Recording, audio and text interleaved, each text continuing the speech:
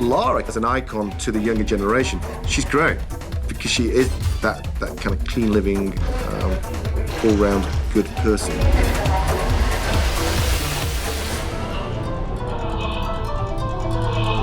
I think it's an intelligent game, and I think it's also really obvious. She's built. Women want to be her, men want to be with her, and I think that's a recipe that works across both genders.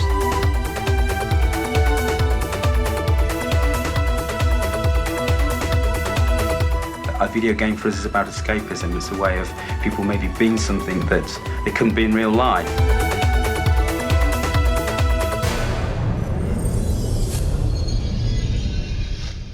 The history of Lara came from an E3 show where I saw for the first time Sony PlayStation and was like, wow, this is the future. This is where gaming's going. This is such a cool machine. Came back, said, these are the games that we've got to beat. These are the games we've got to get better at. It started like that. It actually allowed us to sort of bring a sort of a dream that we had of what the game could be using the then, technology. One of the guys said, I've got this great idea for a pyramid game, and like Egyptian game. I said, yeah, I just love that idea. And 6 months later, he said, there's the character, what do you think?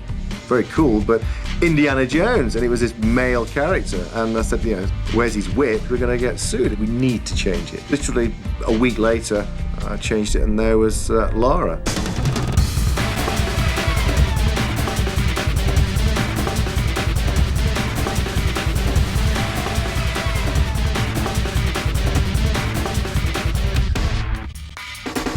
Well, it's a woman. You've gone from a man, and now you put a woman there, you're going mad. And I said, no, it's going to be really cool. She's got to do so many different things that men can't do.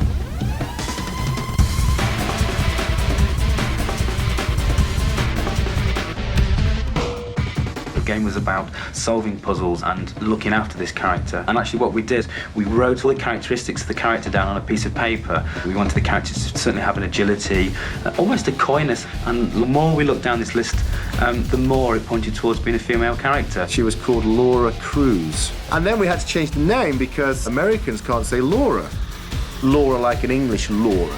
And they kept calling Lara. We go, there's Laura, no, it's Lara. And then Cruz didn't work. Our perspective as English people is that the American people like a lot of our history, a lot of the things that England has that we take for granted. And we thought, well, let's really utilise that. That's why we changed her name from Lara Cruz, because to us that sounded more of an American name, to Lara Croft. And Tomb Raider was born from that.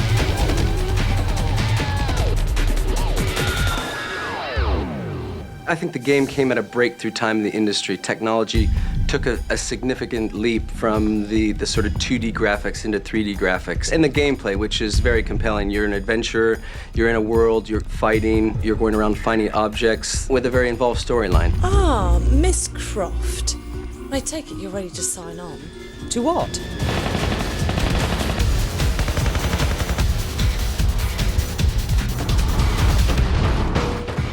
The timing for Lara was so good because there was this whole shift in the demographic of what was happening, if you like, in the whole female movement. We knew that we wanted this character to be something other than a person that carried guns and just shot things, because that wasn't what the game about. All of a sudden, the women were far more confident in what they wanted to do, and sort of, why the guys, you are no better than we are. We can do what you guys can do, and hey, get out of our way because we're coming through.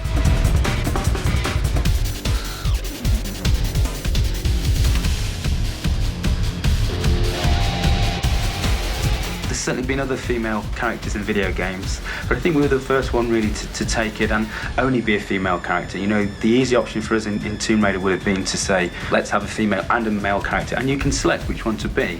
But we thought this was key to the game, being a female character, that the male players would relate more to the character. They'd feel more in keeping. They wanted to nurture Lara and make sure, that she was protected and that she could survive the ordeal that was facing her.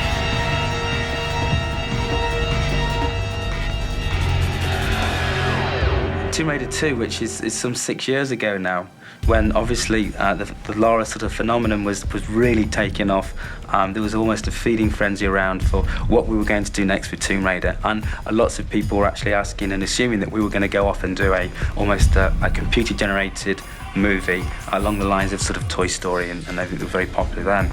At the same time, the interest was sort of, it became fairly apparent that Lara as a character could make that transition from video game screen onto the big screen. Our biggest concern when we were looking for a partner with the movie was exactly what they're going to do with Lara. Lara is our Mickey Mouse, and we're as protective over her as Disney is over Mickey, and we had to be pretty sure that we could say no. Paramount were the only company that were prepared to do that, the only movie studio that were prepared to do that. We were very involved in looking at the script and the cast and the characters to make sure, once again, that the integrity of the property was maintained, because it was such a big part of our business, and we felt we didn't really want to compromise. And certainly with Angelina, there was no second choice. She's the perfect Lara Croft.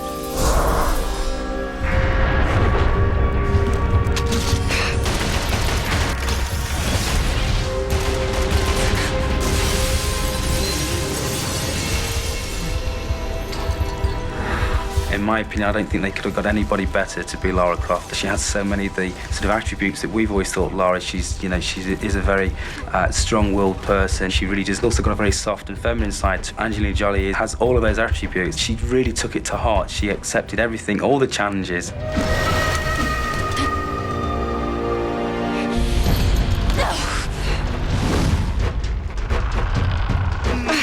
When I was down and seeing her on the set, she was in harnesses bouncing above 100 feet above us, and staggering.